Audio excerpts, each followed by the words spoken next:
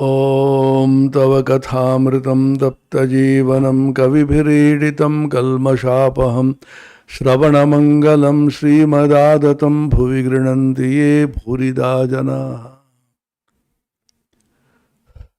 Sri Sri Ramakrishna Kathamrita, the Gospel of Sri Ramakrishna. Dakshineshware Thakur Sri Ramakrishna, Tritiya Darshan. Sri Ramakrishna at Dakshineshwar, the third meeting of M, the record of the Gospel, with Sri Ramakrishna.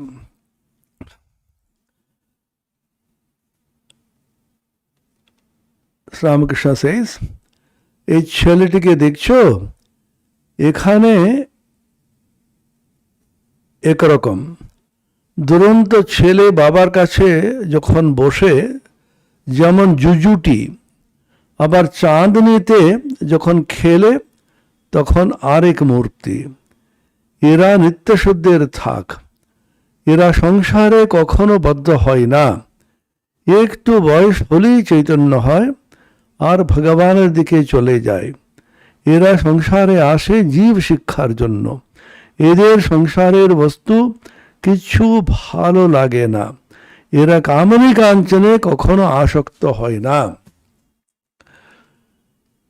He is referring to Narendra, future Vivekananda, who was picked up, trained, groomed, empowered by Sri Ramakrishna, as you all know. Sri Ramakrishna said his mind was soaring higher and higher and higher, and all the various relative universes were transcended, and he entered into the divine world, which is beyond all name and form. But strangely, even there he saw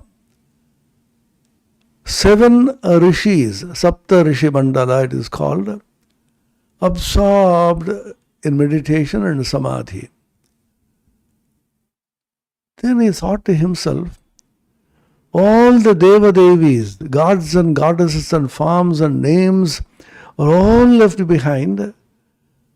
But what should have been the power of renunciation, of devotion, knowledge, extraordinary spiritual wisdom and attainment of these sages, Saptarishis, that they got this highest position. That is the luminous region, the Hiranyagarbha Loka maybe. The whole thing was filled with the light of consciousness. Jyotirmaya Jagat. Then he suddenly saw a portion of that light of consciousness getting condensed in the form of a small child. And the child came to one of those rishis and in a very, very sweet voice, Veena Ninandita Kantha. There is the statement by Swami Sharadanandaji in the Leela Prasanga, the great master, the divine play. Such sweetness in his voice, divine voice, it put its gentle arms round the neck of that sage, and by the divine touch of this extraordinary child, the samadhi, God absorption of the rishi, broke, and he gently opened his eyes. And he saw the divine child with so much of love and feeling, as if that is the treasure of his heart. Then the child whispered into the ears of this rishi, I am going, you also should come after me. আমি যাচ্ছি, তোকেও কিন্তু আসতে হবে।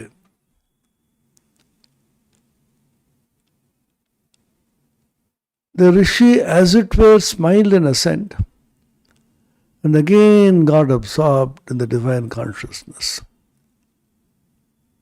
Sri Ramakrishna said, when I met Narendra for the first time, I could recognize him to be that divine Rishi, one of the Sapta Rishis.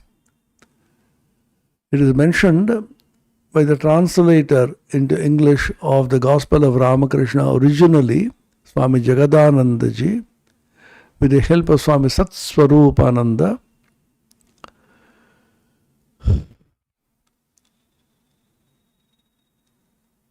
that the four important rishis among the seven are Sanaka, Sanatana, Sanandana, Sanat Kumara. So Swami Vivekananda and Narendra belong to one of them, and he says, a portion of the consciousness of that Rishi embodied as Narendra. That also only a portion. Later on, Sri Ramakrishna said, the divine child was he himself.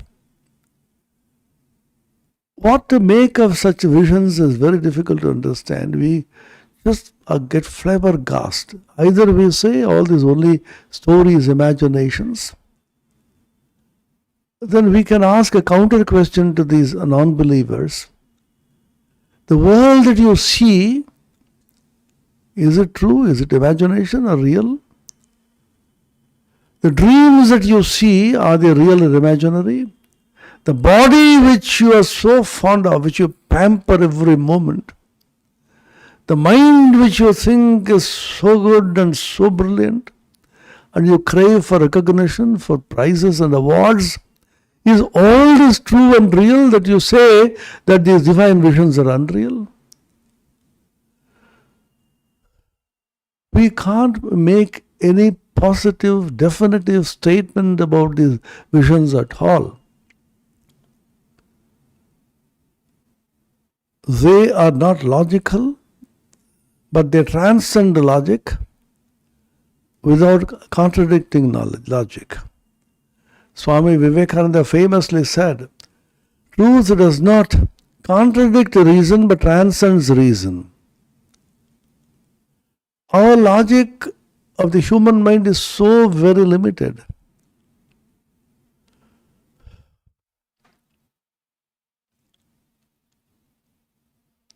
There is a book by Roger Penrose, the person who got the Nobel Prize last year for physics.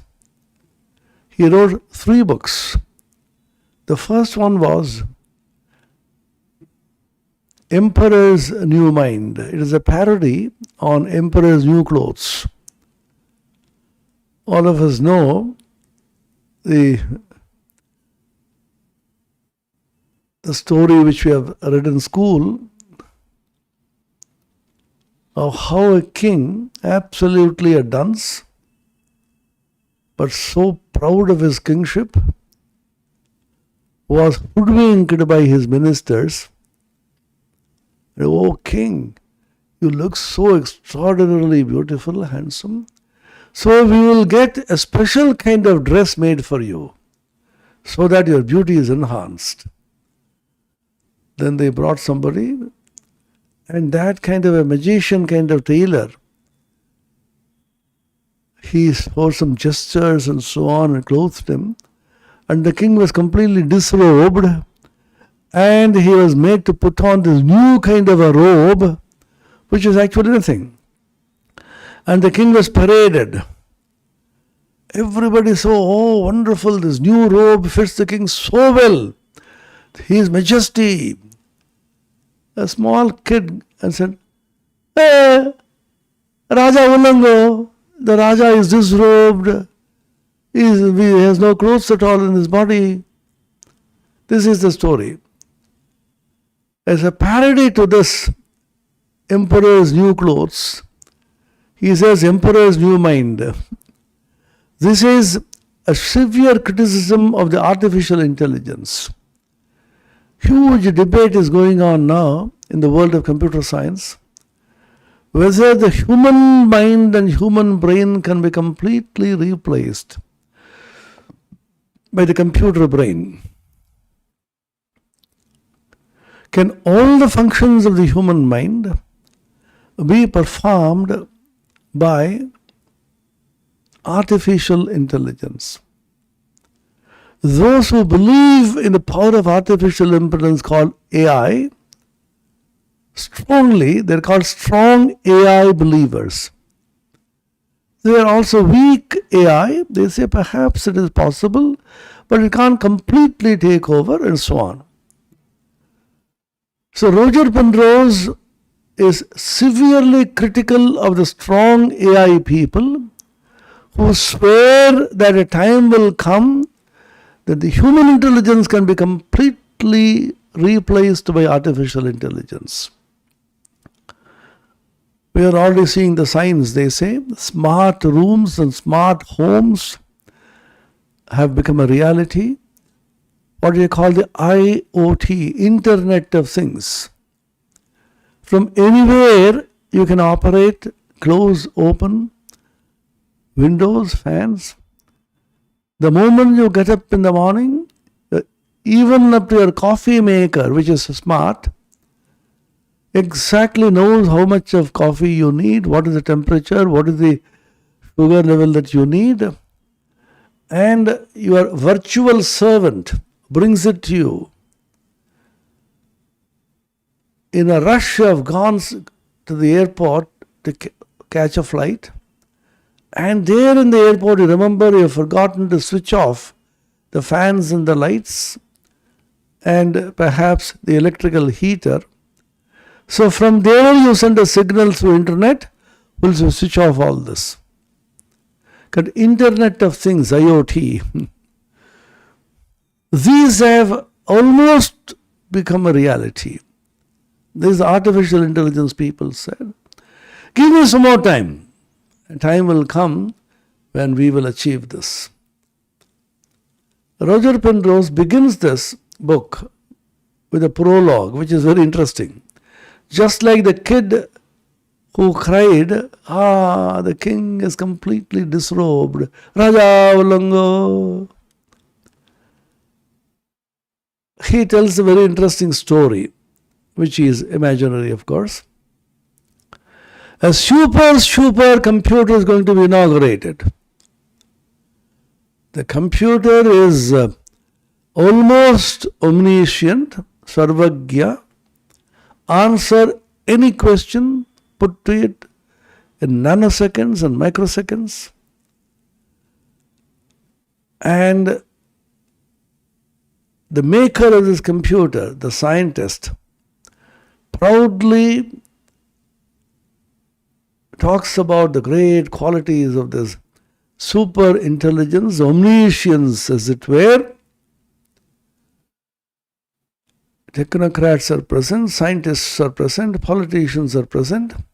A huge gathering in the hall, and the inventor announces, ladies and gentlemen, we have before us a near omniscience, a super computer, which can solve any problem, answer any question in not only seconds, nanoseconds, microseconds. Come on. I have a novel way of inaugurating this computer. Maybe the President of the United States and so many of his cabinet colleagues are present. I want to have a novel way of inaugurating this computer, super computer. What is that? One of you from the audience will put the first question. That is the inauguration. Nobody dared open their mouths. But who will appear to be stupid before this infinite intelligence before them? Again, a small kid, innocent, simple. Sir, I will put the first question, sir. Everybody laughed aloud. He is only a boy. He does not know. He is a kid. Let him display. He is not worried about being branded a dunce or a dull boy. He is so simple, innocent. Come on, boy, my dear kid. Throw the first question. The kid smartly got up and said, my question to the computer is, how does it feel to be a computer? The computer started calculating, and several budgets, the lights were burning, 10 minutes, 15 minutes, half an hour, 1 hour. At the end of which he said, I do not know. There were peals of laughter everywhere. The supreme intelligence, the artificial intelligence, the computer intelligence has been defeated by a simple question, which means the computer is not aware that it is doing all that it is doing. This is the crux of the whole thing in Vedanta. Vedanta says consciousness is that which is aware of things outside, objects, it itself being the eternal subject,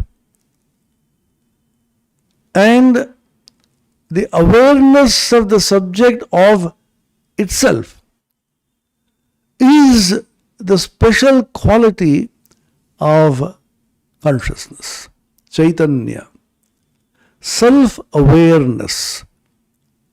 That means the object and the subject coalesce, as it were. Since the subject cannot be objectified, it is subject, as it were, falling back upon its own self, realizing itself not as an object, but as an eternal subject, knowing itself, as it were, through a coalescing of the subject and the object, thereby transcending both the subject and the object, and realizing itself, as it were, as a subject-objectless mass of consciousness. Swayamevatmanatmanam vettatvam purushottama. In the Bhagavad Gita, Arjuna says, you, O Purushottama, the Supreme Being, you alone can know yourself by yourself.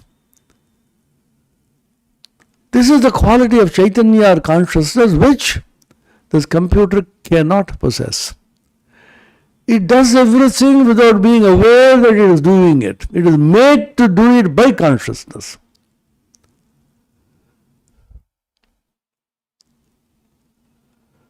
Sanghātasya pararthatva. There is a statement in Sankhya Karika.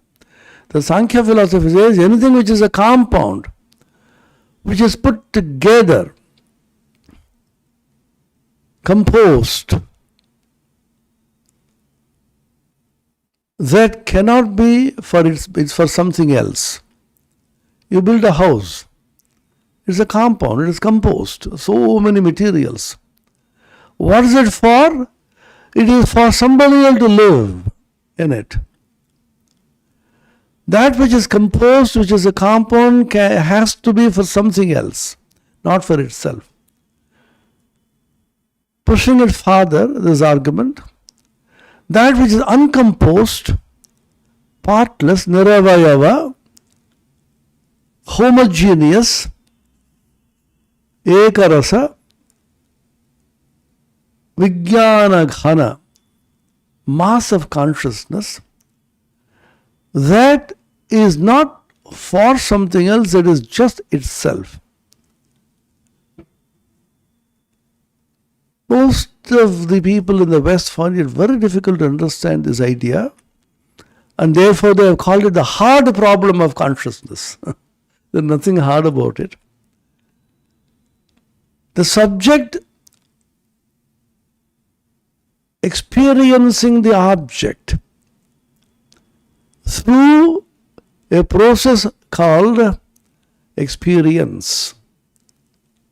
The subject is called the Gyata, the knower. The object is called the Gyeya, the known. And the process is called Jnana. Gyata, Jnana and Gyeya. Similarly, you see something. That you see is called a Drishya. The subject which sees is called a Drashta. And the act of seeing is called Darshana. So you have a Drashta, Drishya, through Darshana. Everywhere there are three. You hear something, there's a Shruta. The person who hears is called a Shrota. And the act of hearing is called Shravana. So everywhere there is a three, the triad, which is called a Triputi, three in one. And when the Triputi completely vanishes, the Shrota, Shravana and the Shruta, Drashta, Darshana and the Drishya, Gyata, Jnana and Gyeya, all the three of them coalesce into one. What remains is pure, undifferentiated, nirvishesha Vijnana. This is called the Atman, this is called the Brahman. Is it possible? Vedanta, the Upanishad, always going by direct experience, simple daily experience, asks the question, what happens in Sushupti, deep sleep, dreamless sleep? In Sushupti, dreamless sleep,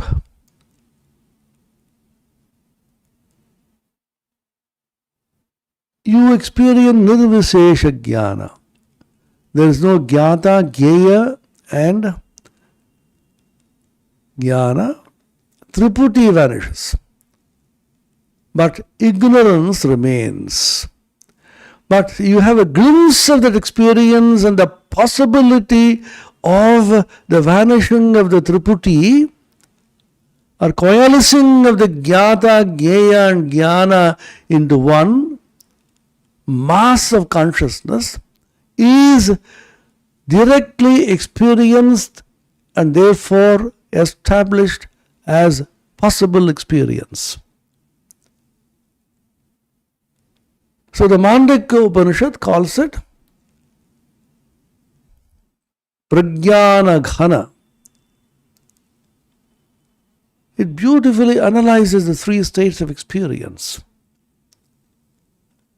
The waking state experience in which you see outside objects as a Vishaya,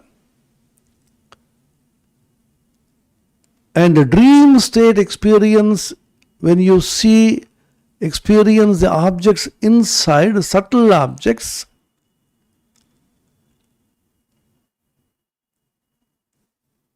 and in deep sleep there is no experience at all. The experiencer and the experience and the experienced, all of them coalesce into one mass.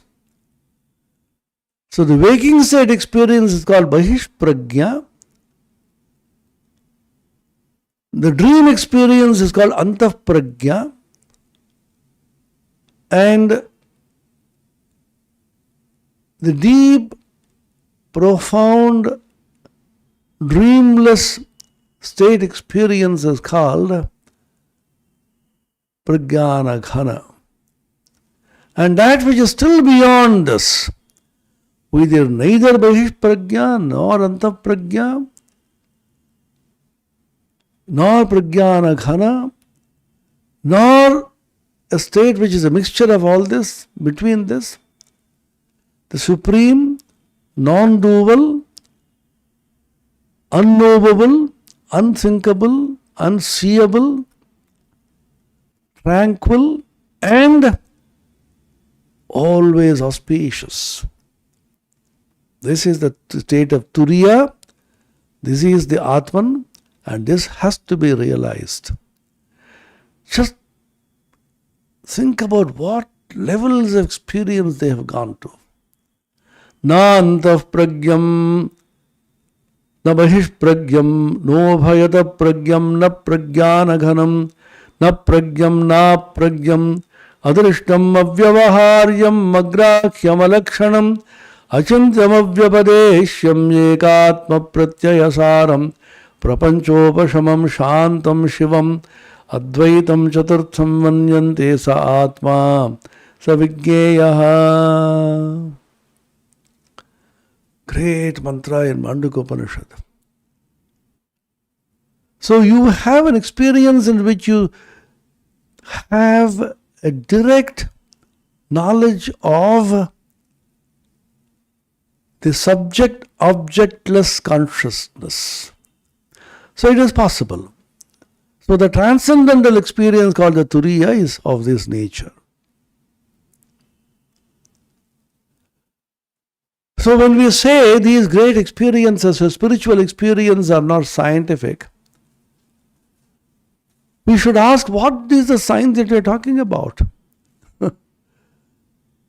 What is the science behind the dream? What is the science behind sleep? Neuroscientists and neurophysiologists are struggling to understand the sleep phenomenon. What to speak of Turiya and consciousness and so on. What is profound deep sleep?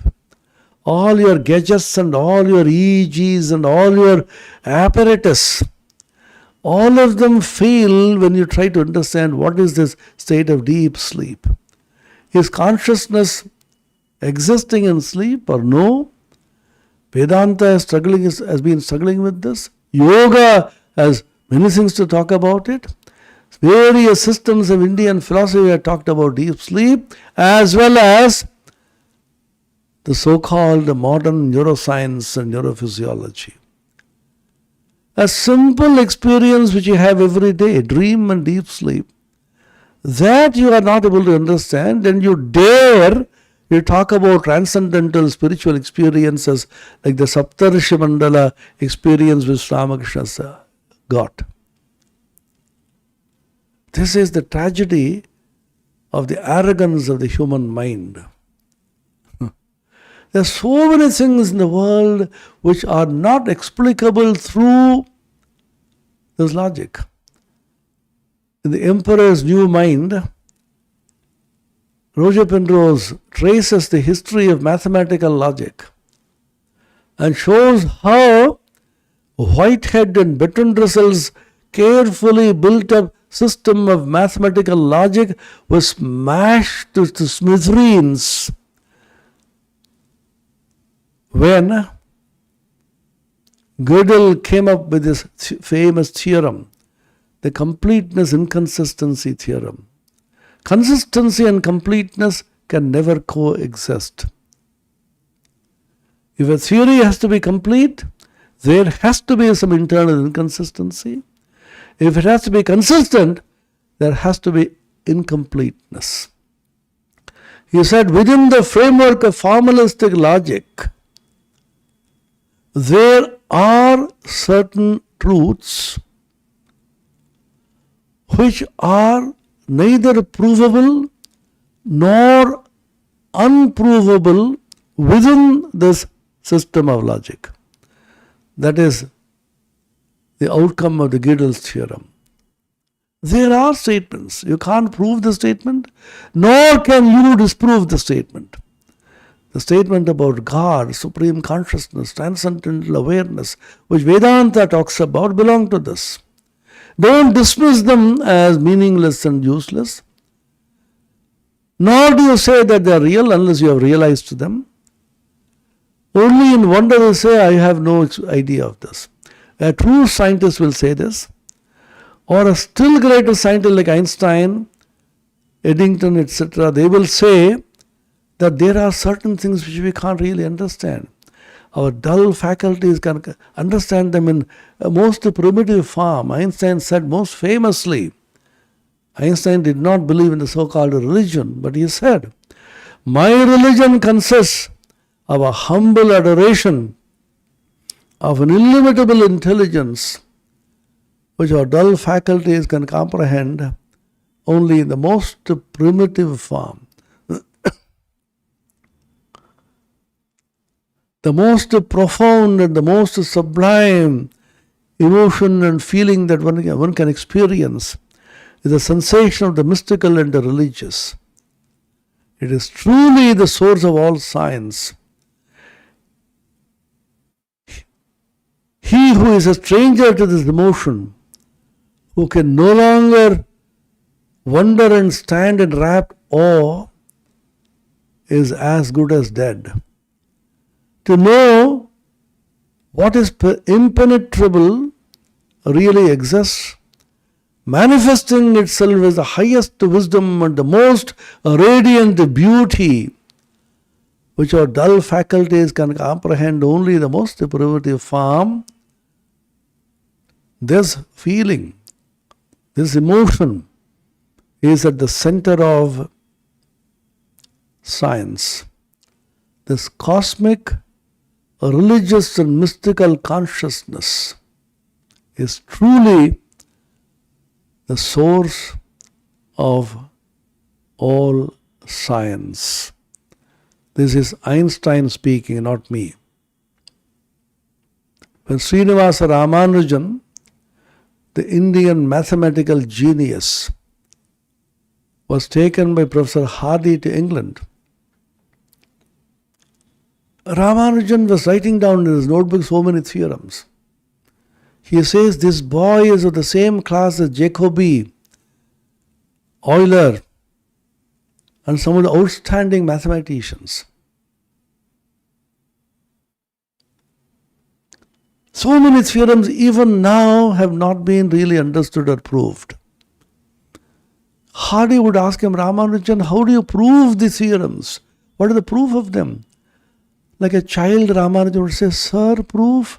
I see that they are true. When you see something tangibly, palpably, clearly, what proof is necessary except that you see it? Sri Ramakrishna said, I see God as I see you. To Narendra he said, only much more intensely, and I can show him to you. I see Mother Kali clearly, palpably, tangibly as a living presence. How do you ask him to prove it? Suppose you come and sit here. I ask you, Sir, can you prove that you are sitting here? What is the proof? The proof is you are sitting here. That is the proof. So, pratyaksha does not require any proof. You may say it is misleading, but if it is felt, realized by hundreds of thousands of saints of the same class, down the centuries and millennia, across all religions, and documented in the Bible, in the Quran, in Torah, of course in the Vedas and the Upanishads, what will you say for this? It has to be scientific because it is experienceable by anybody, anytime and any place. Then Hardy asked him, how do you get these theorems? Where do you get them from? Like a shy boy, Ramanujan said, that's a secret. I worship a goddess, a Devi, in my hometown called the Namagiri Devi. She comes in my dreams and dictates these theorems to me. I get up in the morning and note down. Hardy was simply stunned. Sarcastically he said, but unable to disbelieve. This boy is undoubtedly a mathematical genius, but hopelessly religious. is attributed to Hardy. These hopelessly religious people are the salt of the earth. Sri Ramakrishna was hopelessly religious, Jesus was hopelessly religious, Buddha was hopelessly religious, within quotes. Only such people who transcend reason and logic do not care for putting their realizations in the framework of the so-called logic of the lower human minds. These are the saviors of mankind. These are the salt of the earth. Lesser people will try to prove them and put them into logic, but not they. They actually see. Therefore, in India, philosophy is called darshana. What is darshana? Darshana is something which you actually see. Darshana means actual vision. You see God, you see the spiritual truths palpably, and then you know that they are actually true. You don't have to believe, you actually see. Swami Vivekananda once said, do not seek God, see Him. Because He is present there before you. God is palpably, tangibly present before you. You see Him. Do not try to seek Him. So this experience of the Saptarshi Mandala is something which we can't really understand, but we can't dismiss it as something which we do not know.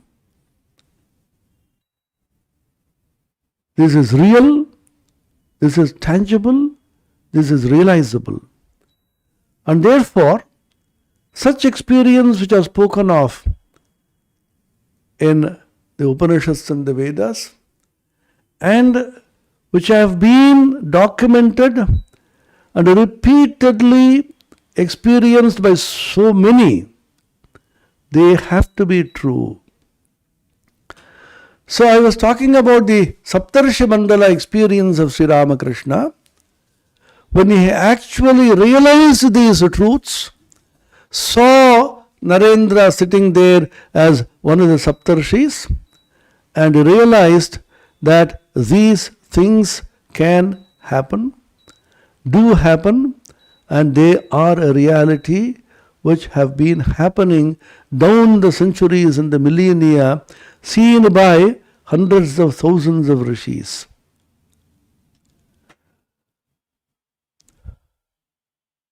So that's so much for Narendra. The moment Ramakrishna saw Narendra, he realized that Narendra was one of those Saptarshis. He was brought down from there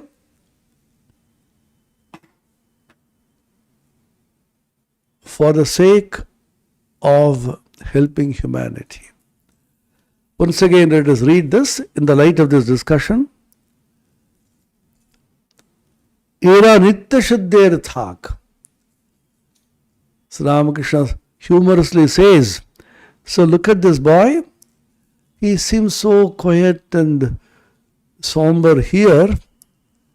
When a little child is in the presence of his father, he appears so innocent and mild. But when he goes to play with his friends, he displays a totally different form of aggressiveness and winning the play. Ira Nitya Shuddher Thak, Nitya Siddha, eternally free, eternally realized. Vedanta has a beautiful phrase with Bhagavan Bhashyakara Shankaracharya is very fond of using. Nitya Shuddha Buddha Swabhava, Atma. Nitya Shuddha, ever pure. Nitya Shuddha, ever pure. Nitya Mukta, ever free.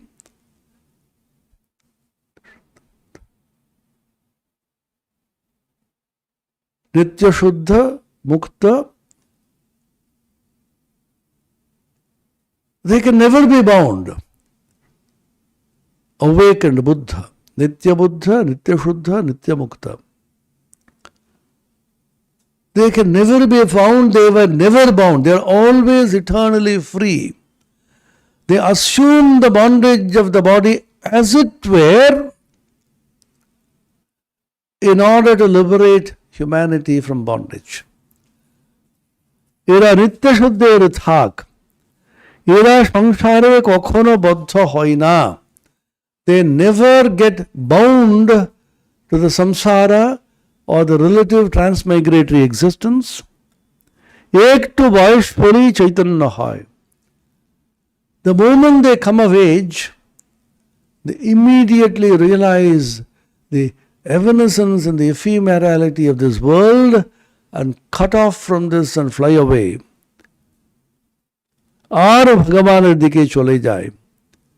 এরা সংসারে আসে জীব শিক্ষার জন্য. Then why do they come to this world?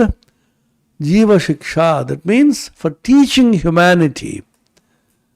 Unless God comes down as man, how can man ever realize the true nature of God?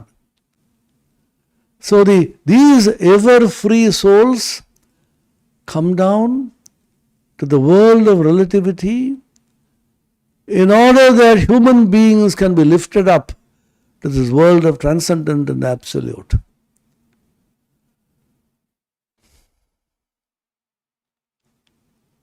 Why do they come down?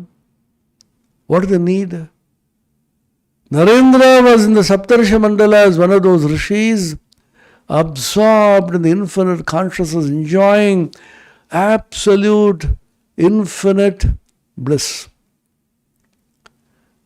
Why did he come down, suffer so much, face any number of insults and calumnies, misunderstood?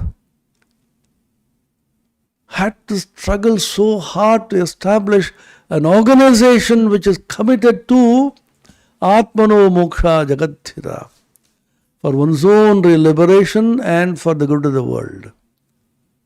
Why did he do this? A person who is immersed in the infinite. The only answer which can be given, Ala Buddha, Maha Karuna, great compassion. It is compassion which brings them down. Swami Vivekananda said, even if one man, one jiva, one being is bound and is miserable, I can take hundreds of bodies to liberate him from that bondage. Pranaya galita chittam jiva dukkha sahishnum drita sahaja samadhim chinmayam komalangam Vimala Paramahamsam Ramakrishnam Bhajamaha. The Dhyana Shloka, the hymn and meditation on Ramakrishna, composed by Swami Abhedananda. What does it say? Pranaya Galita Chittam, the Chitta melts in compassion, melting. Jiva Dukkha Asahishnum. He just can't tolerate and bear the suffering of humanity. He cries, he is restless, his heart bleeds when he says misery in this world. Swamiji said, Vivekananda, him I call a Mahatma whose heart bleeds for the poor. Everyone else is a Duratman. Unless your heart is moved to compassion, it bleeds for the underprivileged, the poor, the downtrodden, the deprived. What use is your education? About the educated people with having high degrees, Swami Vivekananda once poignantly said, so long as millions live in poverty and ignorance, I call every man a traitor who, having been educated at the expense of the poor, pays not the least heed to them. You have received from the society, from the poor, who have been ground to poverty because of lack of opportunities maybe.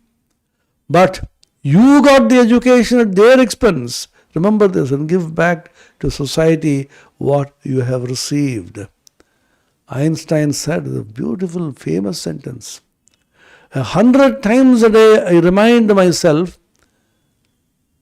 that my inner and outer life depends upon the labors of other men, living and dead, and that I should give in the same measure as I have received and am still receiving. This is called the concept of yajna, sacrifice.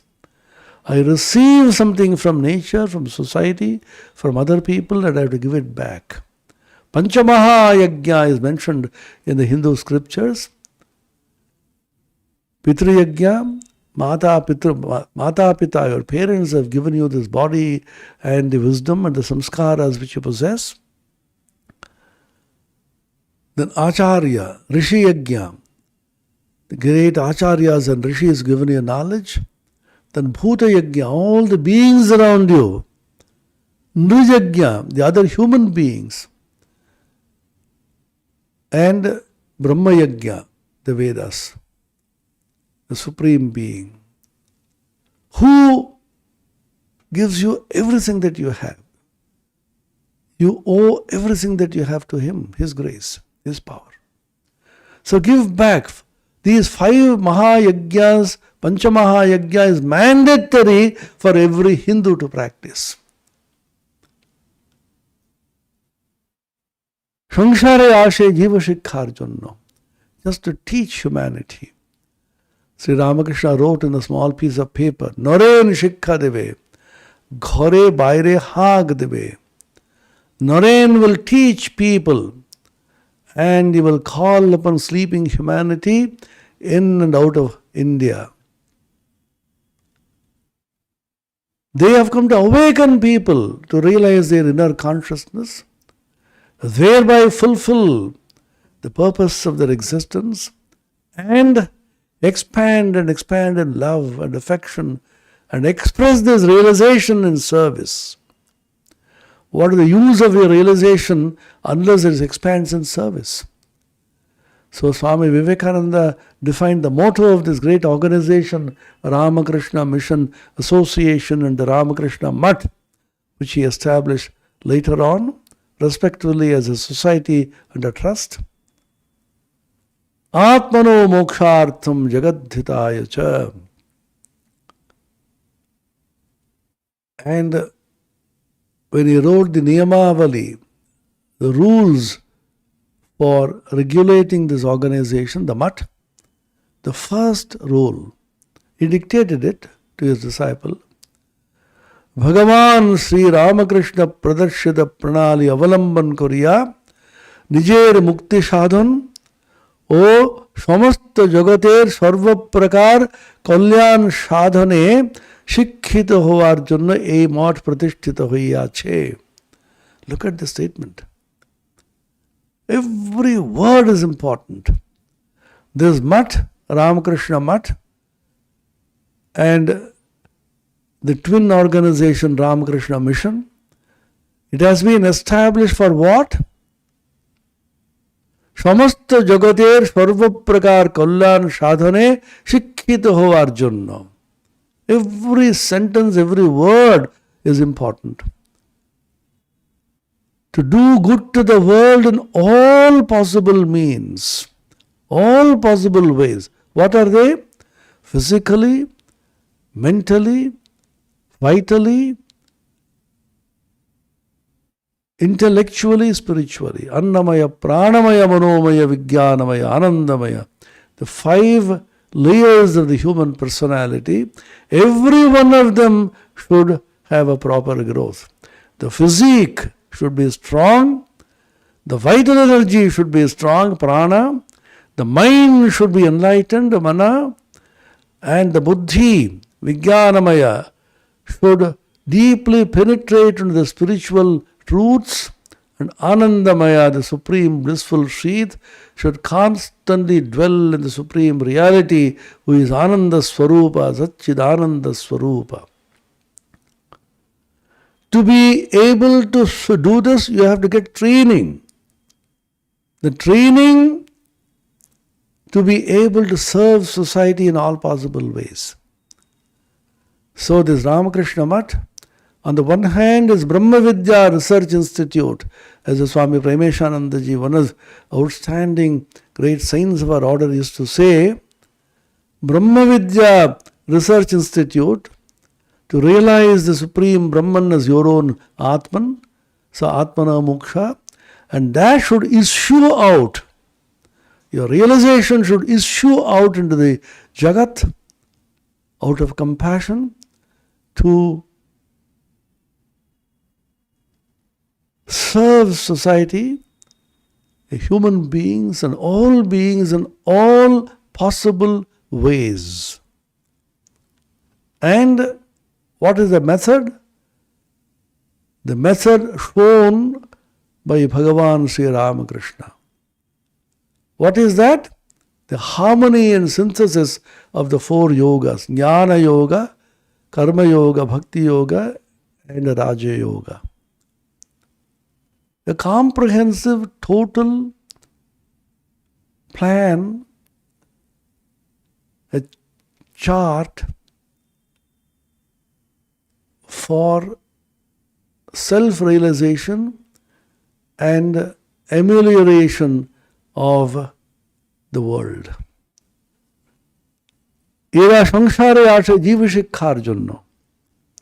এদের সংসারের বস্তু কিচ্ছু ভালো লাগে না। এরা কামনি কাঞ্চনে কখনো আসক্ত হয় না। They never get caught into samsara, the world, and none of the things in the world really attract them. Why? Because it's all evanescent, unreal, fleeting, changing all the time. They never get attached to Kamini Kanchana. This phrase you will find in the Kathamrita innumerable times. By Kamini, it is not a woman. It has been translated in the English, unfortunately, as woman, and Kanchana as gold. That's a literal translation. But the Bengali meaning of Kamini, coming from Sanskrit Kama, means as the woman which seduces, seductress, where there is an element of sensual attachment, sensual pleasure. He used to say this in the presence of men. In the presence of women, he used to say Purush Kanchana. That means the sensual attraction between a man and a woman is responsible for getting caught into samsara. The entire world is being run through this. Freud was, in a sense, right when he said the libido, the sensual attraction, is the basis of all the worldly transactions and attachment to money, possessions. If these two are eliminated, you have nothing in the world to be attracted to. So, therefore, he preached the Kamini Kanchana Tyaga, renunciation of woman and gold, renunciation of lust and greed. It is better to put lust and greed. Kama and Lobha. Shadarupu, 6 terrible enemies are spoken of in Vedanta. Kama, Krodha, Lobha, Moha, Mada, Matsarya. How beautifully they classified the whole thing. Kama, lust, sensual pleasure, passion. Krodha, anger, which comes when Kama is stopped. Fulfillment of Kama is stopped, then it turns into anger, Krodha. Lobha, greed. I want more, I want more. I have everything, but still I want more. Mada, pride, arrogance, self-opinionation, lobha, kama, krodha, lobha, moha, delusion, lack of viveka, lack of discernment, lack of understanding, lack of propriety, matsarya, jealousy, envy. I can't bear somebody else becoming great, somebody else becoming richer, somebody passing the exam with high marks. I just can't bear anybody else's glory. Parashri katarata. So these 6 are terrible enemies. Shad ripu, kama, krodha, lobha, moha, mada, matsarya. So Ramakrishna particularly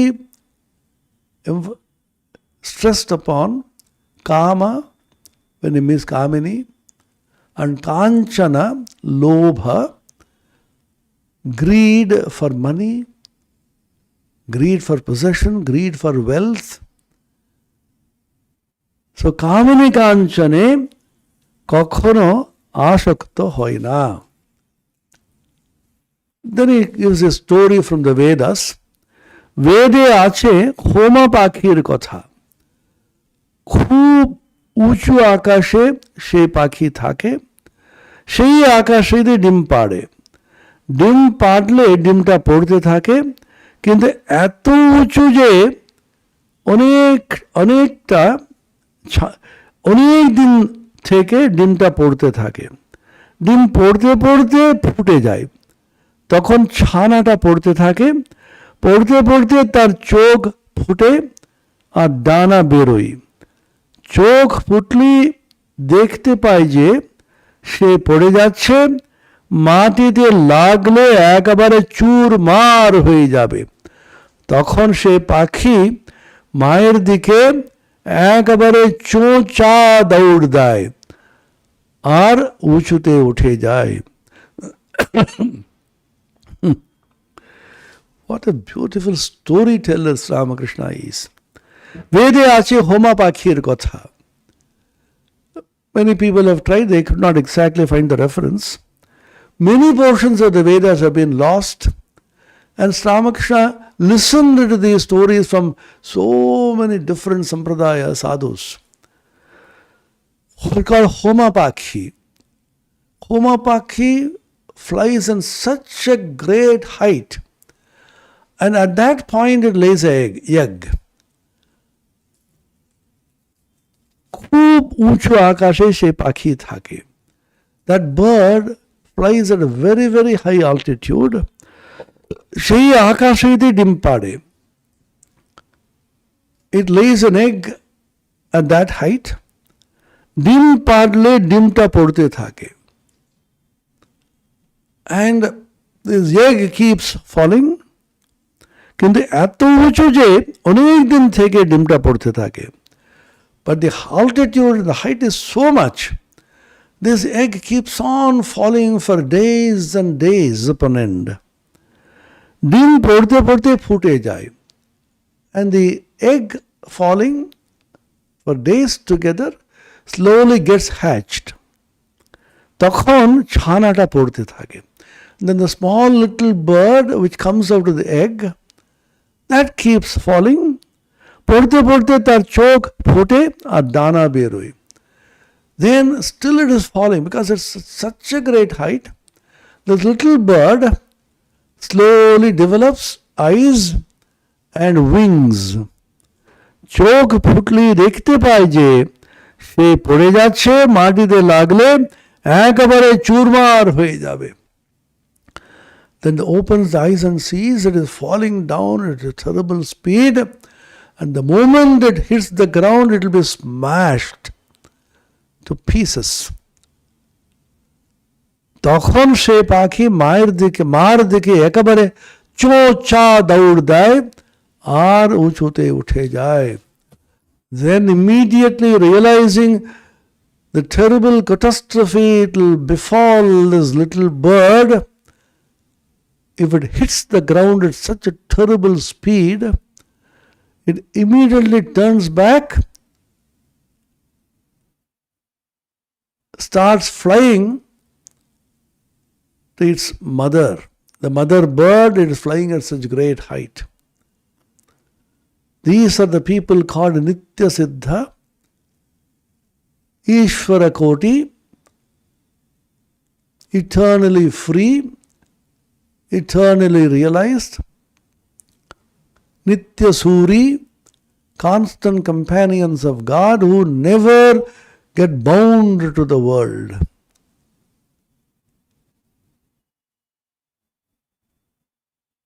They appear to come to the world, the human body, but the moment they realize that the world is temporary and the world is evanescent and transparent, their whole mind gets absorbed in the infinite consciousness of the real father and mother, which is God Himself, and by His command they work. Ishwari Radesh. By the special command of God, as Sri Ramakrishna commanded Narendra, Swami Vivekananda, you have realized the highest truth in Nirvikalpa Samadhi, then that experience, that great blissful experience will be locked up in a box and the key will be with me. When you are finished with my work, which is the same as a mother's work, the lock will be opened and it shall be given back to you. By command of God, they again start working in the relative world. The same thing happened to Sri Ramakrishna also. When he is absorbed in the Nirvikalpa Samadhi for 6 full months, completely unconscious of the outside world. At the end of which, he heard the voice of the Divine Mother speaking from within him as it were, Tui bhava mukhe thak, Tui bhava mukhe thak, Tui bhava mukhe thak. 3 times it said, remain in bhava mukha, remain in bhava mukha, remain in bhava mukha. That means, don't get completely absorbed in the infinite and the absolute or merge in it. Or live in a plane which is the borderline between the infinite and the finite, absolute and the relative, transcendental and the immanent, and bring the message of the infinite consciousness to the finite world of beings who are suffering terribly in this mess. This message is called the gospel. Gospel means a good message. So they bring the gospel of the supreme reality of the transcendental consciousness to the relative world. They are called messiahs, they are called prophets, they are called avataras, and the avataras bring with them Ishvara Kotis, Nitya Siddhas as their companions, one of whom the most predominant and the prominent was Swami Vivekananda. Narendra Uthiya Gelen. When Sri Ramakrishna went on praising Narendra this way, Narendra quietly left the place. Om Niranjanam Nityamanantarupam Bhaktanukampathita Vigraham Vai Ishavataram Parameshamidyam Tam Ramakrishnam Shirasa Namamaha. Om Shanti Shanti Shanti Harihi Om Tat Sat Shri Ramakrishna Arpanamastu.